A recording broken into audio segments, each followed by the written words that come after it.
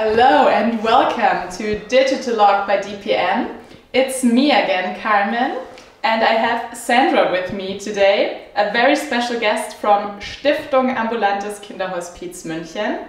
And together we created an app to digitize your offering. And what you guys basically do is something super special, because you guys help families in crisis situation, and especially in relation to facing serious illnesses and diseases, or families who have to deal with death. So yeah, Sandra, maybe you want to give a brief introduction to yourself and your role at Stiftung Ambulantes Kinderhospiz München. Thanks, Carmen. Thanks for having me. My name is Sandra. I'm at Stiftung Ambulantes Kinderhospiz München for about 2 years.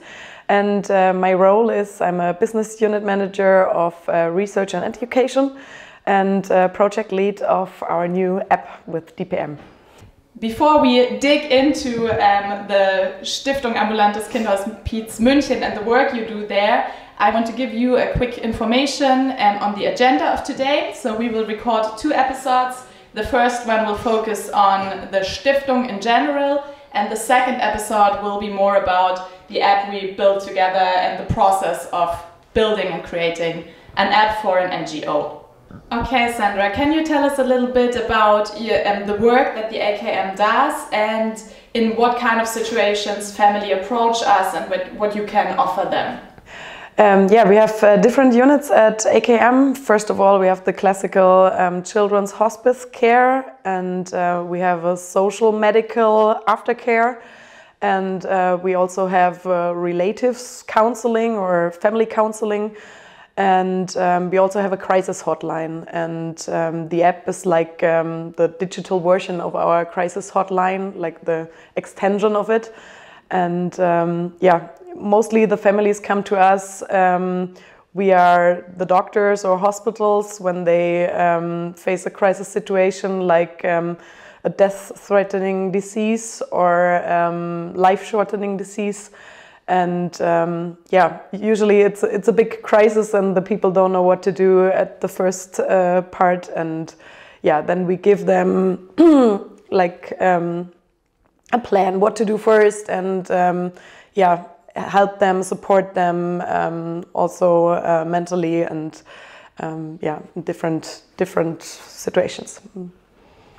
To me, this seems to be a business or a service offering that focuses a lot on trust and personal connection and, I don't know, kind of being close to the families.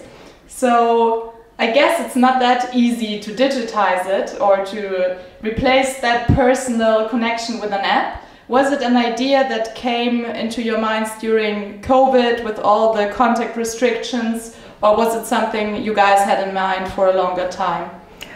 Yeah, actually, the idea was there like even before I was working at AKM.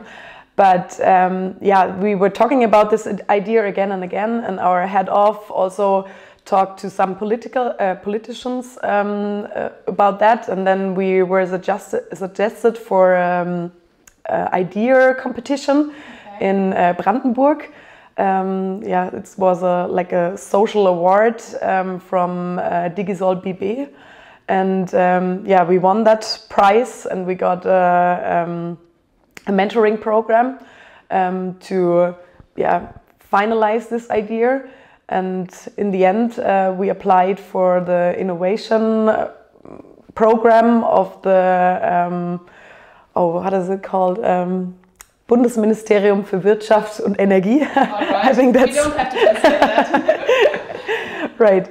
And yeah, then we got the funding, and then we were able to start, and then we contacted you.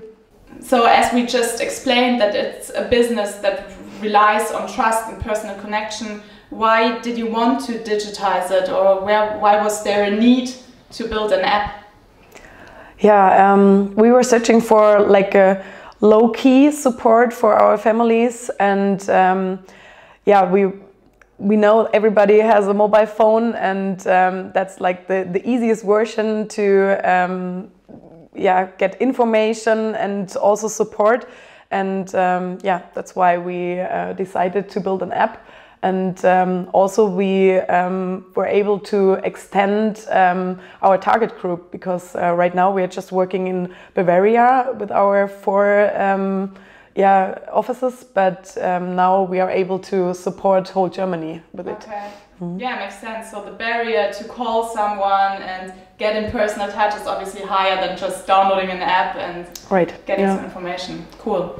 And I'm also interested, because I actually don't know, how did you decide for Die Produktmacher, or how were you aware of us, and how did the contact came about? I already knew you, and I was suggesting your service and with some other companies, but then in the end, we got the best value, and we trusted you most of all, and that's why we wanted to work with you. That's what I like to hear. Cool. We already touched it a little bit. How are you funded in general at Stiftung Ambulantes Kinderhospiz, aka AKM? Okay, that's a difficult question, because mostly we are funded by donations, and it's always tough for us to get enough to pay all our stuff, and we get some money from the health insurances, but this is just a small part, and not even for all our employees. So it's tough.